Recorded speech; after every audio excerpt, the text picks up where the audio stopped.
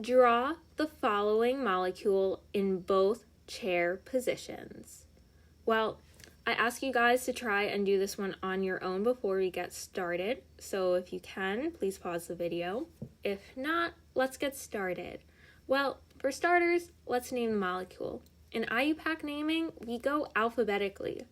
And alphabetically speaking, bromine comes first in the alphabet.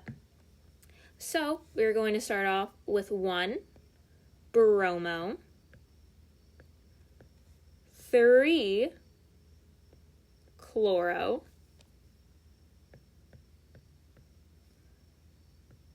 2, fluoro. Ooh, I don't know how to spell fluorine. All right, we're just gonna say the spell like that. Cyclohexane,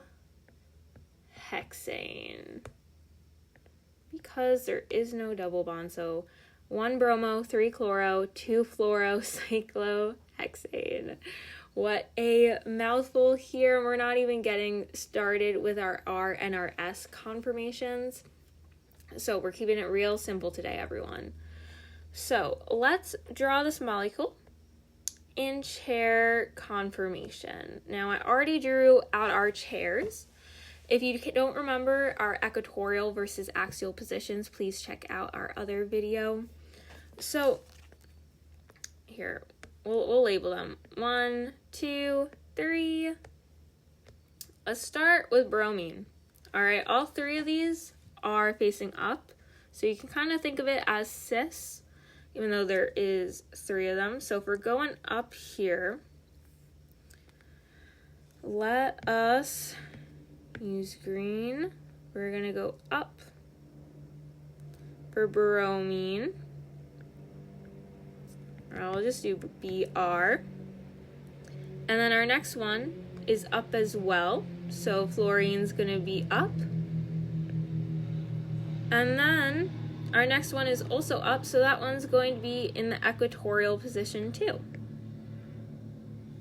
So here they all are in our upwards position. Now let's do a chair flip. So up is going to remain up, but our axial are now equatorial. So fluorine, ooh, I apologize guys. Our fluorine is a little bit squished there, but it's equatorial. And then over here, sorry, I didn't mean to draw it down, it's going to be our bromine. So here are our chair conformations.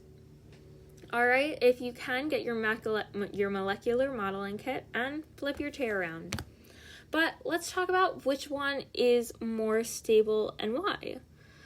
Well, for starters, we're dealing with big molecules here, all right? These are going to be producing steric hindrance. So right off the bat, our first chair is our most stable, but let's get into why. If we look in our second chair, steric hindrance, in our axial position, we do not want that. But also, if we were dealing with, let's say, just 2 of these molecules, like let's forget bromine exists for a second. Let's forget bromine exists. It's just chlorine and fluorine in the upwards, axial, and equatorial position. Well, fluorine has 17 protons and fluorine has 9. Now that can give you a sense of how big they are. Fluorine is smaller, whereas chlorine is bigger. So in this case, fluorine being in the axial position would be more stable, but we are also dealing with bromine, so having bromine out of the way is what helps make it more stable, because bromine is 35, I believe. Yeah, 35 protons. So right here, we're knocking our steric hindrance out of the way, and if you guys are having trouble placing where is what on your cyclohexane, don't forget to label it 1, 2, 3. And then you see 1, 2, 3. So that is how you decide which chair conformation is the most stable. There are size factors along with our steric hindrance, and always remember to label it.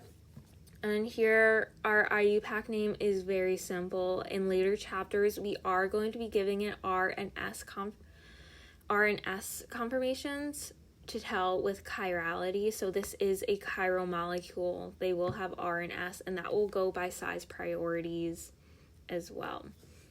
Well, I hope you guys enjoyed the video, and good luck.